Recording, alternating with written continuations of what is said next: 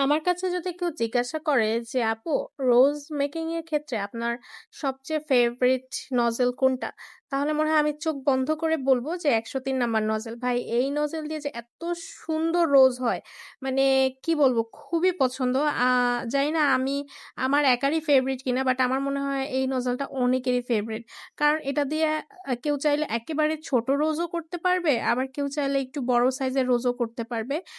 কেউ মিউট রোজ যেটা হয় মানে মুখটা বন্ধ থাকে সেই ধরনের রোজও করতে পারবে, আবার কেউ খোলা রোজও করতে পারবে, পিওনি করতে পারবে। মানে সব ধরনের ফ্লাওয়ার করা পসিবল। বিশেষ করে রোজ টাইপের।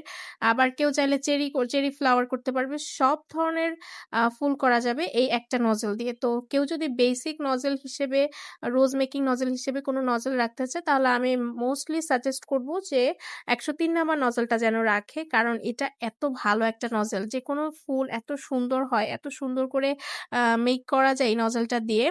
তো তোমরা যদি আ আম বেসিক কোনো নজেল রাখতে চাও তাহলে অবশ্যই এটা রাখতে পারো। আর আমার মতো কার এই নজেলটা ফেভারিট অবশ্যই কমেন্ট করে জানাবা। আমি এখানে হচ্ছে ২ টা ডিফারেন্ট ডে তে করা ডিফারেন্ট ২ টা কেকের উপরে এই ১০৩ নাম্বার নজেল দিয়ে হচ্ছে ফ্লাওয়ারটা মেক করতেছিলাম। তো ২ টা ফুলই কিন্তু ২ টা কেকের উপরে যে ফুল ২ টাই কিন্তু অনেক বেশি সুন্দর হইছে। তো তোমরা কমেন্ট করে জানায়ও যে কেমন লাগছে। আর, আর নেক্সট হচ্ছে আর কি ভিডিও তোমরা দেখতে চাও সেটা আমাকে কমেন্ট করে জানাতে পারো। আমার ভিডিওগুলা কেমন হয় সেটা জানাতে ভুলো না। তো আজকের ভিডিও এই পর্যন্ত। আল্লাহ হাফেজ।